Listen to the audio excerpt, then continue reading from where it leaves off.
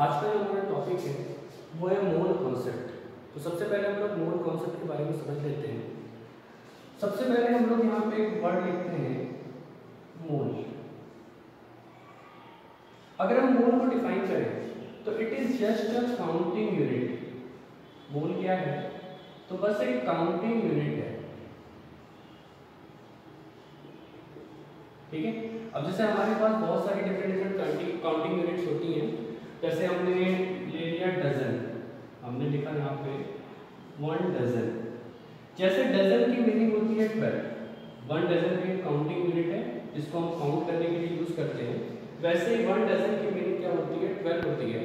Similarly जो मोल की meaning होती है 1 मोल, ये किसको रिप्रेजेंट करता है? तो 6.022 इंटू 10 टू द पावर 23 इसको मोल रिप्रेजेंट करता है। ठीक है। जिस तरह डजन को 12 से रिप्रेजेंट किया जाता है वैसे ही 1 मोल किससे रिप्रेजेंट होता है? 6.022 इंटू 10 टू द पावर 23 से। तो पहली चीज हमने समझ ली कि ये है क्या, तो बस एक काउंटिंग यूनिट है। अब हम आगे बढ़ते हैं। हमने लिखा 1 मोल ऑफ एटम्स। ठीक है, 1 मोल ऑफ एटम्स। ठीक, या फिर मॉलिक्यूल्स भी लिख सकते हैं और आयंस भी लिख सकते हैं। ठीक है, हमने लिखा यहाँ पे 1 मोल ऑफ एटम्स, मॉलिक्यूल्स और आयंस। अब इसको हम वैसे ही रिलेट करेंगे जैसे हम ये लिखने वाले हैं 1 डजन बनाना। 1 डजन बनाने की मीनिंग क्या होगी? 12 बनानास, 12 बनानास। ठीक, सिमिलरली अगर हमने 1 डजन एप्पल लिखा तो इसकी मीनिंग होगी 12 एप्पल्स। ठीक है। अब देखो ये बहुत छोटी सी बात है लेकिन इसको हमको जरा समझने की जरूरत है कि जब हमने 1 डजन बनाना कहा तो 12 बनानास की बात हुई। ऐसा नहीं हुआ कि 12 एप्पल्स की बात होने लगी। जब हमने 1 डजन एप्पल कहा तो 12 एप्पल्स की बात हुई। ऐसा नहीं हुआ कि 12 बनानास की बात होने लगी। सेम वैसे ही अगर हमने एटम के बारे में इंफॉर्मेशन दी है तो हम एटम्स को कैलकुलेट करेंगे। मॉलिक्यूल के बारे में इंफॉर्मेशन दी है तो मॉलिक्यूल कैलकुलेट होंगे। आयंस के बारे में इंफॉर्मेशन है तो आयंस कैलकुलेट करेंगे। जैसे अगर हमारे सामने ये लिखा गया 1 मोल ऑफ एटम्स, तो 1 मोल ऑफ एटम्स की मीनिंग होगी 6.022 इंटू 10 टू द पावर 23 और क्या होंगे? तो एटम्स। ठीक, सेम ऐसे ही अगर हमने लिख दिया 1 मोल ऑफ मॉलिक्यूल्स, तो 1 मोल ऑफ मॉलिक्यूल्स पर भी हमें ध्यान देना है। ये हो जाएगा हमारा 6.022 इंटू 10 टू द पावर 23 क्या? तो मॉलिक्यूल्स। ठीक है, मतलब जिस टाइप की क्वांटिटी की बात हो रही है उसी टाइप की क्वांटिटी को ही हम लोग कंसीडर करने वाले हैं। यहाँ पे जब हमने 1 मोल एटम की बात की तो हम एटम्स लिखे, हम 1 नंबर के बराबर।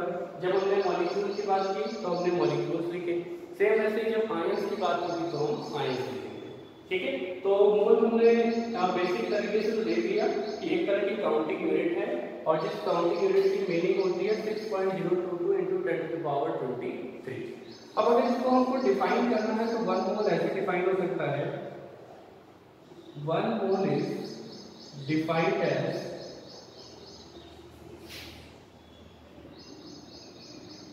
many particles or entities,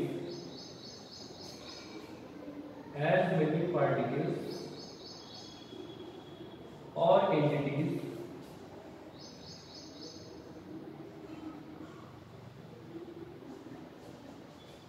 which contains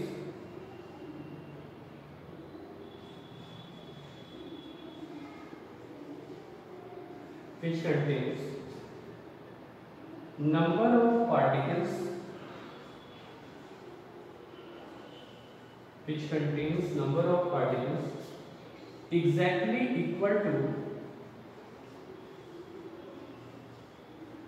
exactly equal to number of atoms in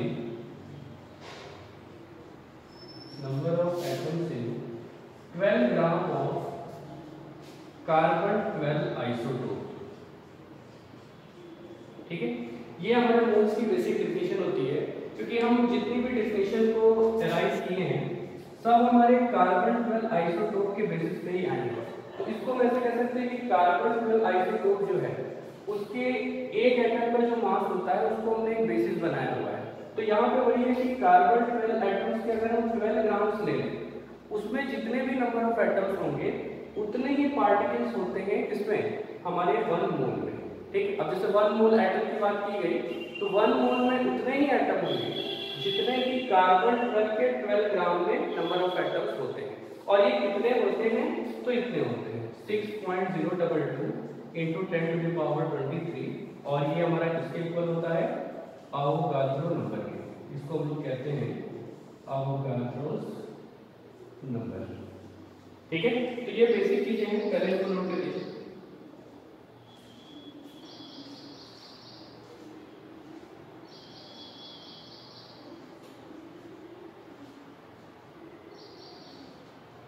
चलिए अब आगे बढ़ते हैं। हमने बेसिक तो समझ लिए कि हाँ मोल्स होते क्या हैं। अब इसके बाद हम लोग इससे रिलेटेड कुछ फॉर्मूले देख लेते हैं कि मोल्स के हम कैलकुलेशन कैसे करेंगे।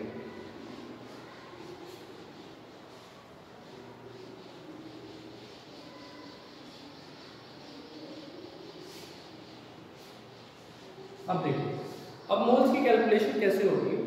मोल्स कैलकुलेट करने के लिए हमारे पास कुछ पर्टिकुलर फॉर्मूले हैं। सबसे पहला जो हम फॉर्मूला यूज करने वाले हैं वो है number of moles is equal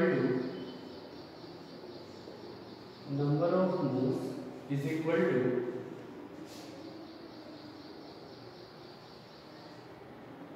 weight of substance divided by molar mass of the substance। molar mass of the substance। सबसे पहला जो हमारा फॉर्मूला मोल्स को कैलकुलेट करने के लिए है वो यही फॉर्मूला है, weight of substance divided by molar mass of the substance. ठीक, अगर सब्सटेंस का हमको मोलर मास पता है तो उसके अकॉर्डिंग हम लोग क्या कर सकते हैं, मोल्स की कैलकुलेशन कर सकते हैं। ठीक, या फिर हमको वेट पता है तो वेट के अकॉर्डिंग हम मोल्स की कैलकुलेशन कर सकते हैं। अब दूसरा हमारा फॉर्मूला क्या है, सेकंड फॉर्मूला है number of moles is equal to number of particles. अब पार्टिकल्स में क्या क्या चीजें आ जाएंगी, एटम्स आ जाएंगे, मॉलिक्यूल्स आ जाएंगे, आयंस आ जाएंगे। तो ये हो गया हमारा एटम्स, मॉलिक्यूल्स, आयंस, या फिर इलेक्ट्रॉन, प्रोटॉन, न्यूट्रॉन अगर ये भी दिए होंगे तो उनको भी हम लोग क्या कर सकते हैं। तो ये हो गया number of particles divided by 6.022 into 10⁻23। इसी को हम लोग क्या बोलते हैं, अवोगाद्रोस नंबर कहते हैं। ठीक, ये हो गया हमारा Avogadro's number. Number of moles हमने ऐसे कैलकुलेट कर लिए, number of particles upon Avogadro's number. एक फॉर्मूला हम और भी यूज करते हैं, number of moles is equal to volume of gas at HTP, volume of gas at HTP divided by 22.4 litre. ठीक, अभी जैसे जैसे हम आगे की तरफ बढ़ेंगे इस फॉर्मूले को भी डिस्कस करेंगे फर्दर कि एचटीपी क्या होता है और सारी चीजों को कैसे कैसे हमको डिफाइन करना है। ठीक, पहले ये तीनों फॉर्मूले नोट कर लीजिए, तो इससे रिलेटेड से क्वेश्चंस आपको आते हैं।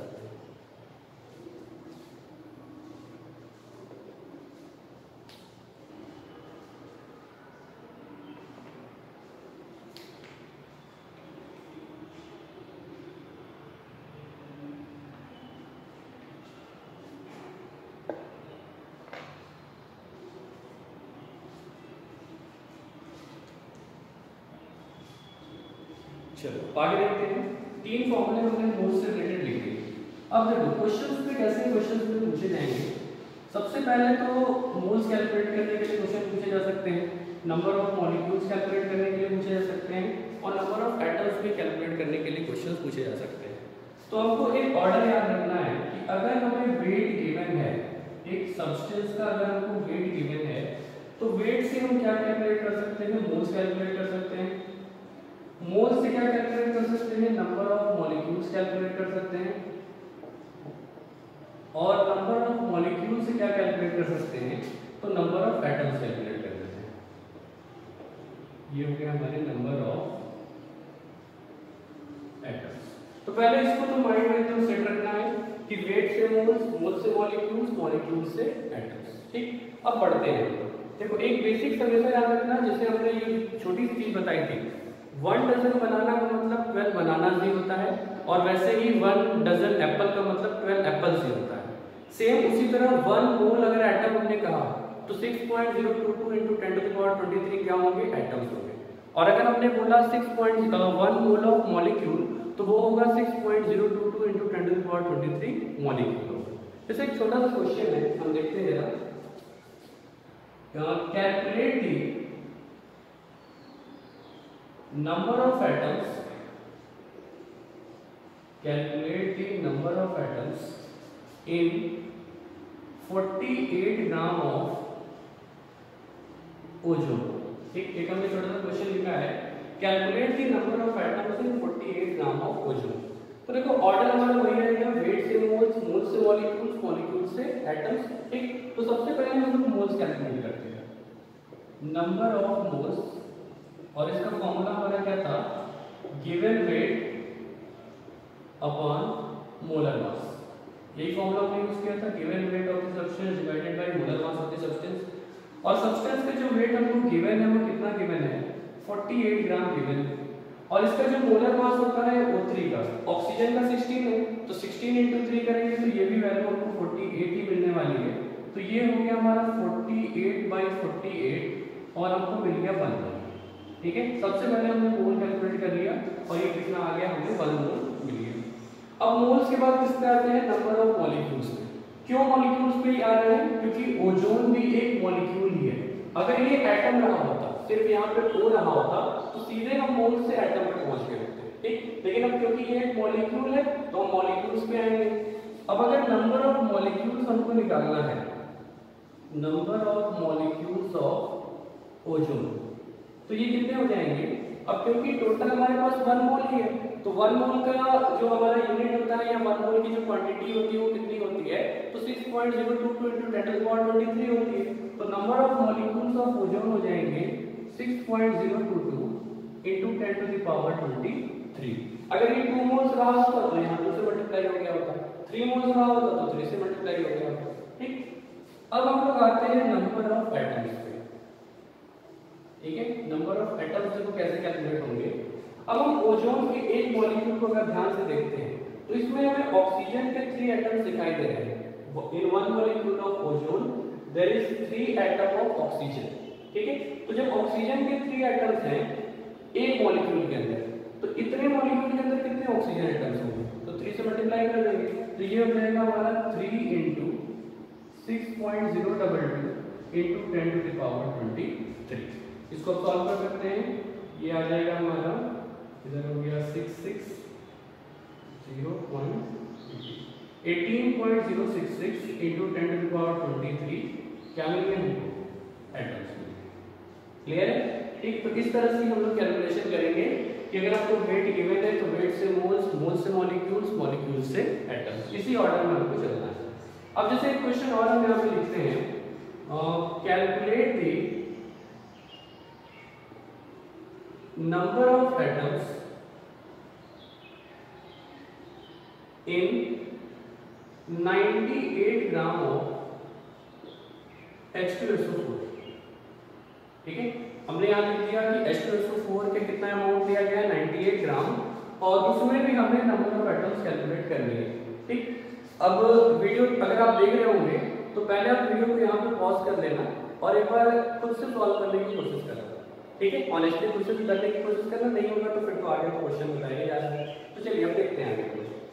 अब अगर हम लोग नंबर ऑफ मोल्स यहाँ पे कैलकुलेट करते हैं सबसे पहले, तो नंबर ऑफ मोल्स H2SO4 का वेट हमें दिया है 98 ग्राम, और H2SO4 का अगर हम मोलर मास कैलकुलेट करें तो हाइड्रोजन का 1 होता है, ये 1 × 2 हो गया, सल्फर का होता है 32 और ऑक्सीजन का होता है 16 × 4। ठीक है, इसको भी कैलकुलेट करेंगे तो ये 80 वैल्यू आएगी हमारी। तो हमने नंबर ऑफ मोल्स कैलकुलेट कर लिए, ये हो गया 98/98 और वैल्यू कितनी आ गई, 1 आ गई। ठीक, अब मोल्स के बाद हम लोग किस पे आएंगे, नंबर ऑफ मॉलिक्यूल्स पे, क्योंकि H2SO4 भी एक मॉलिक्यूल है, ये एटम नहीं है। तो number of molecule is equal to हो जाएगा 6.022 into 10 to the power 23। क्यों ऐसा हुआ? क्योंकि हमारा 1 मोल ही गिवन था। अगर 1 मोल है तो 1 मोल में नंबर ऑफ पार्टिकल हमेशा सेम रहने हैं। वो कितने रहने हैं? तो 6.022 into 10 to the power 23। अब बात आएगी नंबर ऑफ एटम्स की। अगर हम नंबर ऑफ एटम्स देखें तो H2SO4 के एक मॉलिक्यूल में हमें कितने एटम्स दिखाई दे रहे हैं? 2 hydrogen atoms, 1 sulphur atom and 4 oxygen atoms. मतलब टोटल यहाँ पे 7 एटम्स हैं। तो अगर एक मॉलिक्यूल के पास 7 एटम्स हैं तो इतने मॉलिक्यूल के पास कितने एटम्स होंगे? तो इसको हम लिख सकते हैं सीधे 7 into 6.022 into 10 to the power 23। ठीक, अगर इसको सॉल्व कर लिया जाए तो ये हो जाएगा हमारा 42.154 into 10 to the power 23 atoms. इतने एटम्स हमको मिल जाएंगे 98 ग्राम H2SO4 में। ठीक, अब देखो क्वेश्चन ध्यान देना, अगर सिर्फ इतना ही पूछ दिया गया होता कि सिर्फ हमें नंबर ऑफ ऑक्सीजन एटम्स ही निकालने हैं तो यहाँ तक का प्रोसीजर तो हमारा सेम रहता, नंबर ऑफ मॉलिक्यूल्स को हम कैलकुलेट करते हैं। अब एक मॉलिक्यूल के अंदर ऑक्सीजन एटम्स कितने हैं? 4 ही हैं। ठीक, तो हम लोग या उस समय किससे मल्टीप्लाई करते हैं? अगर नंबर ऑफ ऑक्सीजन एटम्स पूछे गए होते तो यहाँ पे 4 into अवोगाद्रो नंबर हमारा आंसर होता। क्लियर? ऐसे ही हमको प्रोसीड करना है। ठीक, तो उम्मीद है कि समझ में आ गया होगा ये सब। अब देखो आगे कुछ वैरायटी ऑफ क्वेश्चंस की तरफ मूव करते हैं, ध्यान देना अच्छे से।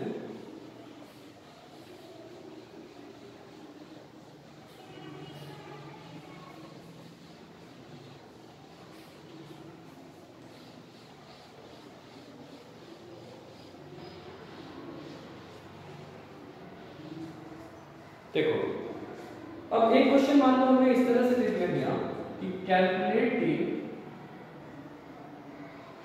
Number of electrons, calculate the number of electrons in 36 gram of water, in 36 gram of water. ठीक, अब क्वेश्चन में इलेक्ट्रॉन्स पे आगे हम एटम मॉलिक्यूल यहाँ नहीं पूछा, यहाँ क्या पूछ दिया हमसे? नंबर ऑफ इलेक्ट्रॉन्स पूछ दिया। तो इनको तरीका वही है, तरीका हमारा चेंज नहीं होना है। तो सबसे पहले हम क्या कैलकुलेट करेंगे? नंबर ऑफ मोल्स कैलकुलेट करेंगे। गिवन वेट है 36 और वाटर का मोलर मास होता है 80। ठीक है, तो 36/18 अगर किया जाए तो नंबर ऑफ मोल्स हमें कितने मिलेंगे? 2 मोल्स मिलेंगे। ठीक, ये आ गया हमारा 2 मोल्स। अब हम लोग बात करने वाले हैं किसकी? नंबर ऑफ मॉलिक्यूल्स की, क्योंकि वो ऑर्डर कभी मत भूलना, वेट से मोल्स, मोल्स से मॉलिक्यूल्स, मॉलिक्यूल्स से एटम्स। ठीक, तो अब आते हैं हम लोग नंबर ऑफ मॉलिक्यूल्स पे। यहाँ हमने लिखा number of molecules is equal to 2 into 6.022 into 10 to the power 23। ठीक है, या अभी हम कैलकुलेशन थोड़ा सा शॉर्ट रखने के लिए इस पूरी बड़ी सी वैल्यू की जगह हम लोग सिर्फ Na ले लेते हैं, और Na की मीनिंग वही है, Na इज इक्वल टू हमारा क्या है? 6.022 into 10 to the power 23। Bar bar calculation करना होगा, इसके लिए बस हम इसको अभी Na ले लेते हैं। ठीक, तो number of molecules 2 into Na आ गया। 2 कहाँ से आया? क्योंकि मोल्स 2 थे, तो मोल्स में ही अवोगाद्रो नंबर से मल्टीप्लाई करने पे हमें नंबर ऑफ मॉलिक्यूल्स मिलते हैं। अब देखो एटम्स यहाँ निकालने की जरूरत नहीं है, क्योंकि हमको इलेक्ट्रॉन निकालना है तो सीधे हम इलेक्ट्रॉन्स पे ही आ जाते हैं। अब जगह एक वाटर मॉलिक्यूल हमने यहाँ पे लिख लिया। देखो इस चीज को हमेशा याद रखना कि atomic number is equal to number of protons is equal to number of electrons. ठीक है, क्योंकि नंबर ऑफ इलेक्ट्रॉन्स के लिए हमेशा ध्यान रखना कि जब न्यूट्रल एटम होंगे तभी ये चीज फॉलो करेगी। ठीक है, या न्यूट्रल होगा अगर कंपाउंड हमारा, उसी केस में ये फॉलो करेगा। अगर चार्ज हो गया तो चार्ज के केस में हमारे नंबर ऑफ इलेक्ट्रॉन और एटॉमिक नंबर इक्वल नहीं होंगे। ठीक, तो यहाँ वाटर तो न्यूट्रल है, तो वाटर के केस में तो कैलकुलेशन हो ही सकती है। अब जरा देखना, हाइड्रोजन का एटॉमिक नंबर 1 होता है, ठीक, और ऑक्सीजन का एटॉमिक नंबर 8 होता है। तो अगर हम नंबर ऑफ इलेक्ट्रॉन्स निकालें, number of electrons in 1 molecule of water, in 1 molecule of water, तो ये वैल्यू हमारी कितनी आ जाएगी? हाइड्रोजन के पास 1 इलेक्ट्रॉन है तो 1 into 2 वैल्यू 2 हो गई, और ऑक्सीजन के पास 8 इलेक्ट्रॉन है, तो ये हो गया हमारा 1 into 2 और प्लस 8, मतलब एक मॉलिक्यूल के पास 10 इलेक्ट्रॉन है और हमारे पास टोटल नंबर ऑफ मॉलिक्यूल्स कितने हैं 2 × n है।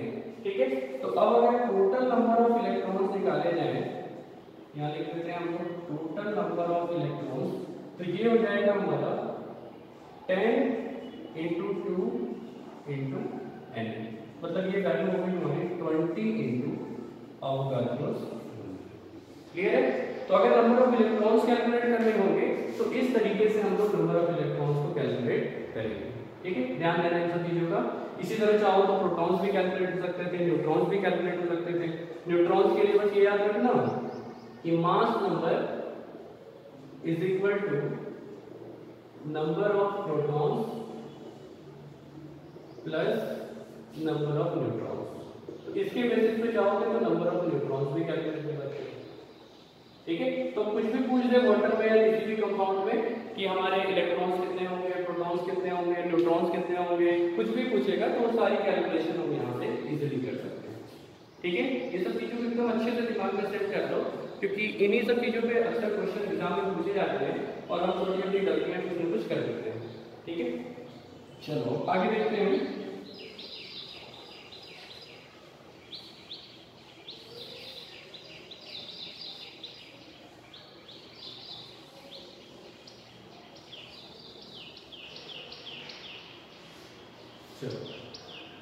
हाँ, अब देखो कुछ डिफरेंट टाइप के क्वेश्चन मुझे पूछ देता है जिनमें अक्सर हम गलतियां कर देते हैं। जैसे मान लो तुमसे पूछा कि calculate the number of atoms,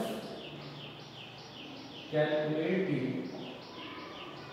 number of atoms in the following,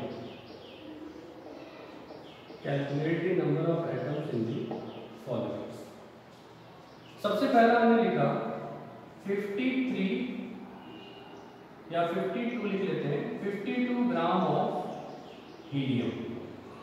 और सेकेंड हमने लिख दिया 52 U ऑफ हीलियम। ठीक है, देखो अब दोनों में थोड़ा सा डिफरेंस हो गया। एक जगह लिखा हुआ है 52 ग्राम